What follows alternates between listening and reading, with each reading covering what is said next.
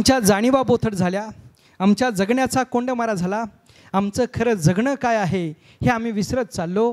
आणि म्हणून येणाऱ्या पिढीसमोर अनेक समस्या आपल्याला उभ्या राहतील असा विचार डोक्यात येतो. आणि त्या समस्या उभ्या राहू नये म्हणून आपण प्रयत्नशीलसुद्धा असतो, पण सगळंच आपल्या हातात नसतं किंवा झाकली मूठ 1.25 लाखाची असं आपण म्हणत असतो. याचं कारण आपलेच दात आणि आपलेच ओठ असतात. हे अनुभवानं आणि वयानंसुद्धा आपल्या सगळ्यांच्या लक्षात येत असतं. आपला समाज, आपणही समाजाचा असा विचार येतो. कुटुंबही आपलं आणि आपणही कुटुंबाचं ही भूमिका होते. कालपर्यंत आमच्या समस्या वेगळ्या होत्या, आता आमच्या समस्या आरोग्याच्या आहे, कुटुंबाच्या आहे. समस्याशिवाय माणूस नाही हे कालही होतं, आजही आहे. पण समस्यावर पर्याय काढतो तो खरा माणूस असतो. आणि ज्यांनी आयुष्यातले खाचखळगे पाहिले, ज्यांनी सगळ्या प्रकारचे रस्ते अनुभवले, त्यांची जबाबदारी एक आहे की मागून येणाऱ्या माणसाला सांगितलं पाहिजे की पुढे रस्त्याला कुठे अडथळा आहे, कुठे संकट आहे, कुठं खाच आहे, कुठं खळगा आहे, कुठे चढ आहे. आणि हे ज्येष्ठ नागरिकच व्यवस्थित सांगू शकतात. ही महत्त्वाची भूमिका आहे. म्हणून आजही येणाऱ्या पिढीचे जर खरे मार्गदर्शक, खरे वाटाडे आणि खरे दिशादर्शक कोण असेल तर ते आपण सगळे ज्येष्ठ नागरिक आहात, याची मला प्रामुख्याने जाणीव आहे. आणि ती सगळी भूमिका आपण नक्की निश्चितपणे पार पाडता हे सुद्धा महत्त्वाचं आहे. असं म्हटलं जातं, फिट ॲट 40, स्ट्रॉंग ॲट 60 आणि इंडिपेंडेंट ॲट 80. याचा अर्थ 40मध्ये फिट असलं पाहिजे, 60मध्ये स्ट्रॉंग असलं पाहिजे आणि 80मध्ये आपण स्वतःवर अवलंबून असलो पाहिजे, म्हणजे दुसऱ्यावर अवलंबून नसलो पाहिजे. ही सगळी जबाबदारी आपल्यावर येऊन पोचते. तेव्हा आपला इतिहास, आपली पार्श्वभूमी, आपलं तारुण्य कसं गेलं आहे याचा विचार आपल्यासमोर येत असतो. महाराष्ट्रभर फिरताना या सगळ्या गोष्टीचं चिंतन करत असताना काही गोष्टी कालही माझ्या मनात होत्या, आजही आहे, त्या सांगणं मला महत्त्वाचं वाटतं. आपल्याजवळ इथं आळंदी आहे आणि देहू आहे. आळंदीला आपण जातो आहे आणि ज्ञानोबरायांच्या समाधीवर आपण डोकं ठेवतो आहे. कार्तिकी एकादशी असेल तेव्हा आपण रांगेत थांबतो आहे. 2-2 दिवस रांगेत थांबणारी माणसं महाराष्ट्राच्या कानाकोपऱ्यातून येताना आम्ही बघतो. पण मला असा प्रश्न पडतो, ज्या काळात ज्ञानोबराय, निवृत्ती सोपान, मुक्ताबाई ही सगळी भावंड होती, त्या काळात नेमकं काय आणि आता काय, हा फरक कशाने निर्माण झाला, हा विचार, हा अभ्यास जेव्हा सुरू होतो तेव्हा एक गोष्ट महत्त्वाची जाणवते.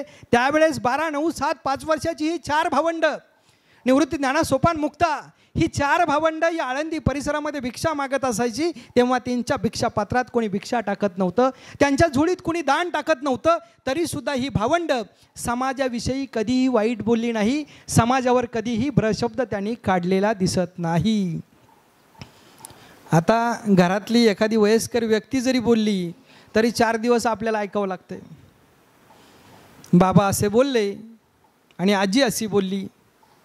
मग महापुरुषांच्या जीवनातून आम्ही काय शिकलो हा प्रश्न जेव्हा पडतो तेव्हा यापेक्षा मोठं प्रबोधन जगामध्ये कोणतंच नसतं, असं माझं प्रामाणिक मत आहे. आणि म्हणून प्रबोधन ही काळाची गरज आहे. मग ते ऐतिहासिक असू द्या, सामाजिक असू द्या, प्रबोधन कोणतंही असू द्या, ती गरज का कधीतरी त्या ज्ञानोबराय, निवृत्ती, ज्ञाना, सोपान या मुक्ता या 4ही भावंडांना कोणीतरी विचारलं, समाजानं तुम्हाला वाईट टाकलं, समाजानं तुम्हाला त्रास दिला, समाजाचा घटक म्हणून समाज तुम्हाला मान्यता देत नाही, तरीसुद्धा समाजावर तुम्ही कधीच वाईट बोलत नाही, समाजावर कधीच तुम्ही ओरखडा ओढत नाही, समाजाच्या विरोधात कधी ब्रशब्द काढत नाही, नेमकं काय?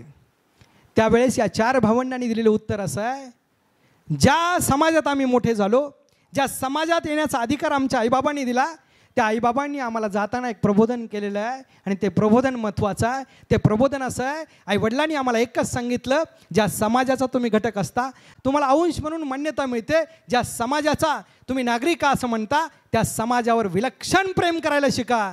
यापेक्षा जगात मोठं प्रबोधन कोणतंच नाही. आणि म्हणून महापुरुष जे विचार सांगतात, महामानव जे विचार सांगतात, ज्यांना आम्ही देवत्व बहाल केलं, अशी सगळी मोठी माणसं जे जे सांगतात ते आमच्यासाठी कालही महत्त्वाचं, आजही महत्त्वाचं आणि येणाऱ्या काळातही महत्त्वाचं आहे. आणि हे पुढच्या पिढ्यांपर्यंत पोचवणं ही खरी आपली जबाबदारी असते असं मला वाटतं. आणि म्हणून हे सगळं बोलत असताना कधीतरी आपण रामायण महाभारत ऐकतो, मग त्यातून आम्ही काय शिकलो? साधी एक गोष्ट असते बघा, आपण महाभारत वाचताना ऐकताना गोष्टी ऐकलेल्या असतात. प्रभू श्रीराम असू द्या किंवा महाभारताचा विचार केला तर भगवान श्रीकृष्ण, भगवान श्रीकृष्ण हे देव आहे आपण साधं सरळ म्हणत असतो.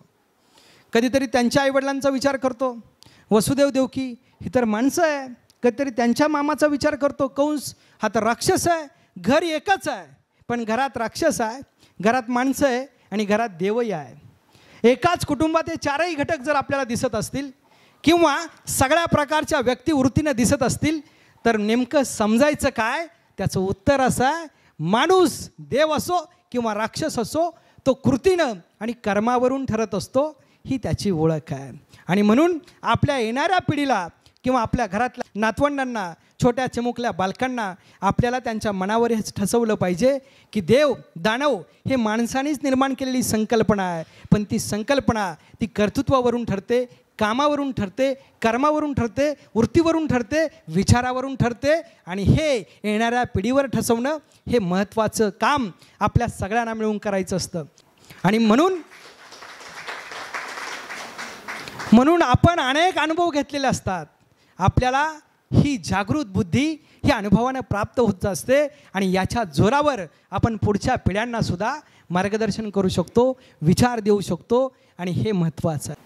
याचा अर्थ कुटुंब ही संकल्पना जर समजून घेतली तर आपल्याला त्या रामायण महाभारताचा खरा उपयोग होतो. आणि कुटुंबासाठी तर आपण जन्म घेतला आहे, कुटुंबासाठी आम्ही जगतो आहे.